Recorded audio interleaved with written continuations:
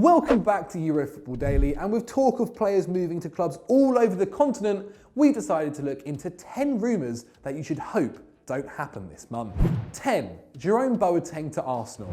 Under a new manager and impressive performances against Chelsea and Manchester United, fans at the Emirates Stadium may feel optimistic about their chances of reaching European football next season. There are no doubts that improvements have to be made, especially in defence, with Arsenal having the 11th worst defensive record in the league. But going in for a centre-half whose prime playing days are behind him and has a horrible injury record is not smart business. Currently, a figure of £12 million is being advertised as the fee, with his wages expected to be close to £200,000 a week. But we think this would be a waste. The German international has only started 8 league games this season, mainly due to Niklas Süle's injury in October, and in this time has only kept 1 clean sheet, seeing 12 goals scored in his net, including 5 from Eintracht Frankfurt. Now 31, Boateng's pace is not what it once was, meaning the frantic speed of the Premier League will be a nightmare for him, especially against players like Jamie Vardy. It's also worth remembering that in the Bundesliga, Bayern are averaging 63% possession, dominating games, whilst Arsenal have just 50%, forcing the defender to complete even more defensive actions. With Chambers out for the rest of the season, it's understandable the North London club are looking for a quick fix, but this feels like putting a square peg into a round hole. 9. Harry Winks to Manchester City.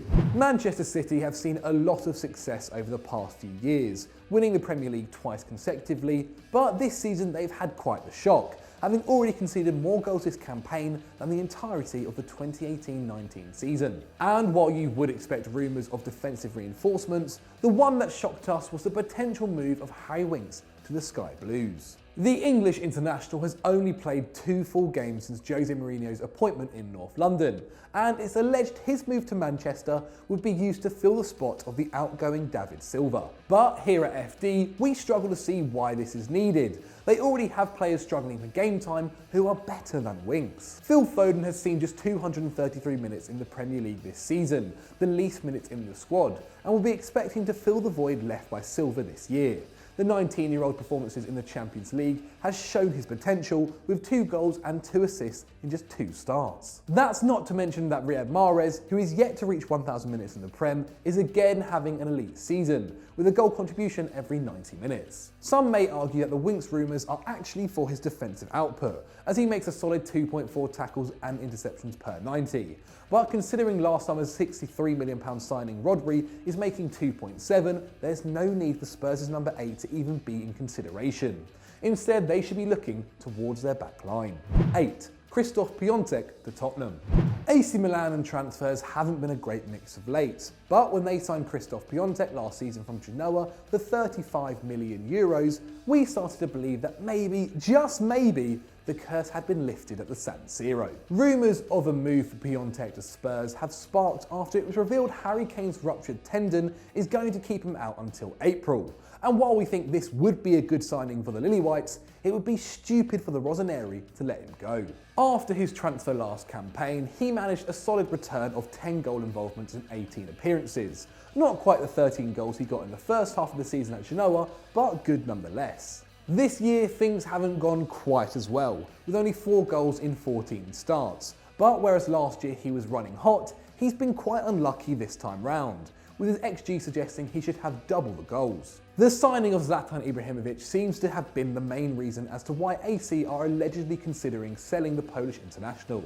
But why the club seems to be bending to the Swede's ego is beyond us. Zlatan is now 38 years old, meaning realistically he's got just 2 years left before his career ends. And while his record in the MLS is impressive with 67 goals in 58 appearances, the difference between the leagues is huge. Piontek meanwhile is only 24 and is yet to reach his prime. His 3 shots per 90 and XG would also lead you to believe he will return to his goal scoring form. It will be a shame if he's doing it in London instead of Milan. 7. Issa Diop to Chelsea. Now before we start, I want to mention that we don't think West Ham selling Issa Diop is a bad idea. If anything, he deserves a move and the Hammers could get a good figure for him. But letting him go in January when you're in a relegation battle is not smart business. Currently, West Ham have conceded 32 goals this season, only 2 more than Spurs and Arsenal and 3 more than Chelsea. And whilst that's not an outstanding number, considering they're only 2 points above the drop in 16th, they have a lot to thank Issa Diop for. The defender is currently averaging 3 tackles and interceptions per 90, the most defensive actions out of the centre-halves at the Hammers, and he's also winning 70% of his aerial duels. To put that into context, that's better than every Chelsea defender this campaign, but Kurt Zouma, who's on 75. A very impressive return. Diop has always been considered a good defender since his time back at Toulouse, but having recently turned 23 years old, he's starting to show his maturity, completing 82% of his passes, and when he's not in the starting 11, West Ham's chances of losing go up by nearly 20%.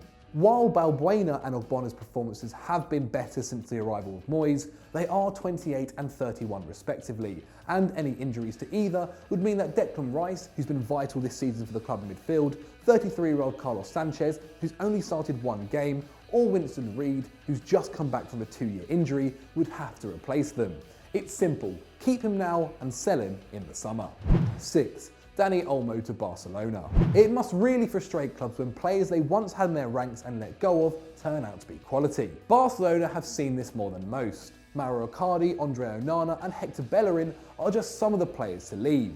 But it's Dani Olmo who the club seem to regret letting slip through their fingers the most. The Spaniard is as Barca as they come. Born in Terrassa, Catalonia, Olmo arrived at their youth academy aged 9, but was allowed to leave for Dinamo Zagreb in 2014. But 6 years on, and now 21, the Blaugrana want to bring him back for €35 million.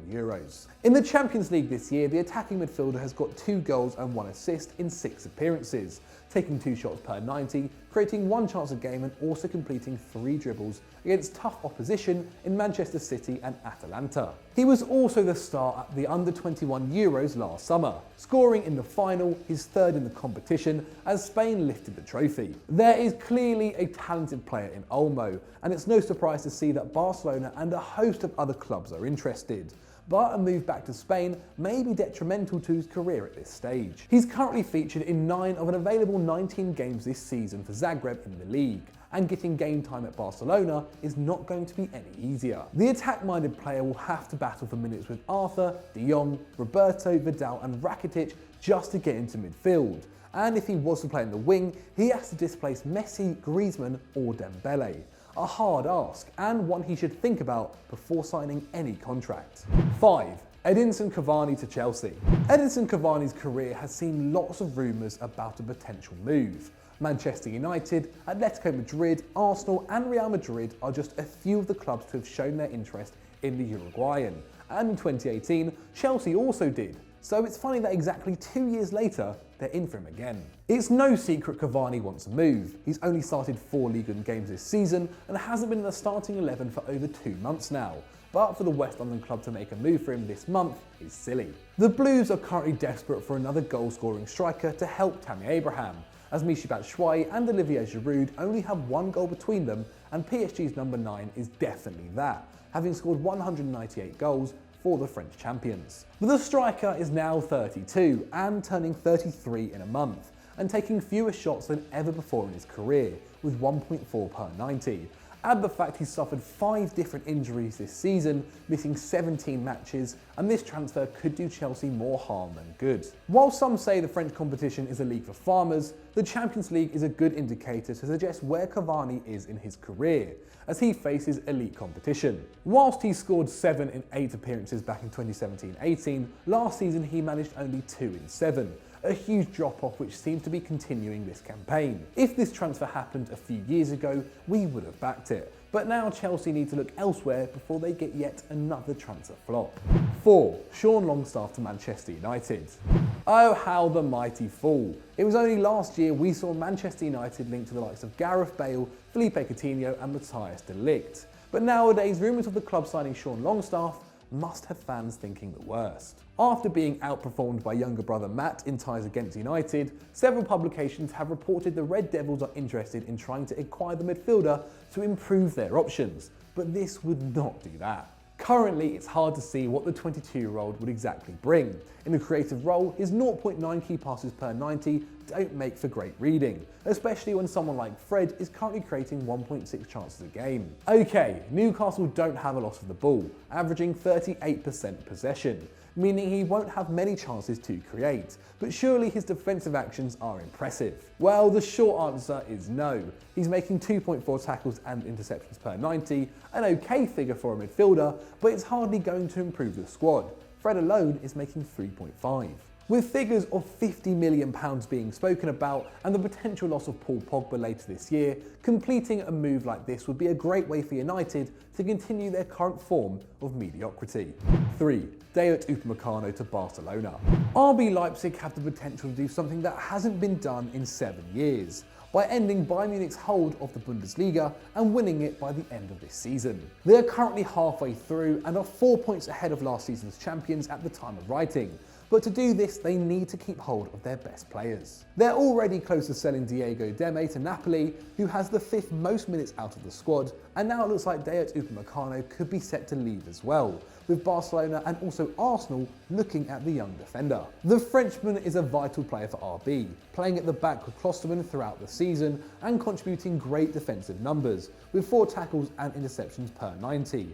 Along with playing out the back, averaging 71 passes a game and completing 5 long balls. To put that into context, that's about the same as Virgil van Dijk. So what doesn't make sense is that Leipzig are seemingly willing to let go of the 21-year-old just halfway through their most important season ever, when he's one of their most valuable players. Since his return from injury back in late September, Upamecano has started every single game under Julian Nagelsmann, only once not completing 90 minutes, and that was when they were already 7-0 up against Mainz. Letting Upamecano leave in January would be a big mistake, and if they do so, they deserve whatever repercussions happen. 2. Goodson Fernandez to West Ham. We've established that West Ham aren't in the best position this season. So when rumours surrounding certain players who are unproven are being linked to the East London club, you have to wonder whether anyone knows what's going on at the Olympic Stadium. Goodson Fernandez, the Benfica Academy graduate, is allegedly days away from putting on an iron shirt, with an 18-month loan deal and an obligation to buy for £33 million set to be agreed. But we can't understand why. Right now the Hammers can consider themselves lucky. They're 16th on 22 points, but their expected points would actually have them down on 19 and second bottom. The main concern seems to be in midfield. Mark Noble is not getting any younger at 32, and his counterpart Declan Rice is doing a lot already defensively, making 5.3 tackles and interceptions. A player to eventually replace Noble is the aim, but Fernandez can barely get into the Benfica squad, and when he does, he looks lacklustre. He's only started 2 games this season, so we'll have to look at his stats from 2018-19, where he averaged just 1.7 tackles and interceptions per 90 and 0.3 key passes, which suggests he's a more defensive-minded player, but West Ham don't need that. Instead, they should be looking into players who can help progress the ball from defence to attack and increase their shots, with them currently taking 10 a game, the 3rd worst in the league. The Hammers are not in the position to get transfers wrong this January, and this could cost them more than just £33 million. 1. James Madison to Manchester United. If you had told 18-year-old James Madison back at Coventry in 2015 that he could move to Manchester United in 5 years, he would probably have bitten your hand off. But now, we're not so sure. At 23 years old, the English international looks set to have his best season to date in the top flight, scoring or assisting every 187 minutes. Some of the fees being reported have stated that Leicester would charge up to £100 million for his services, but Madison would be downgrading. It's easy to see the differences from just the league table. Leicester are currently 2nd and 14 points better off than his suitors, who are 5th. The squad differences are big too. United are a shambles defensively, relying heavily on Aaron Wan-Bissaka and have only kept 3 clean sheets in the league. Meanwhile, the Foxes have the most on 7. And on the other end, they're doing better too, having scored 46 compared to the Red Devils' 32. Leaving Leicester now would mean leaving a project which is reaching its peak under Brendan Rodgers, and lead to him joining one which looks like it needs years to reach its full potential. It's worth noting as well that in the Midlands, the number 10 has been able to go about his business relatively quietly and surprising people season on season. A move up to Manchester may see this change, with the treatment of players a lot harsher as more is expected of them. Star players like Paul Pogba have witnessed this firsthand. Moving from Leicester may eventually be the right option, but right now he has to finish the current project. So those were our 10 January transfer rumours that we think should not happen this month, but have we missed out any others? Please let me know in the comments below. If you've enjoyed this video, click on the one on screen right now for more, and as always guys, don't forget to like and subscribe.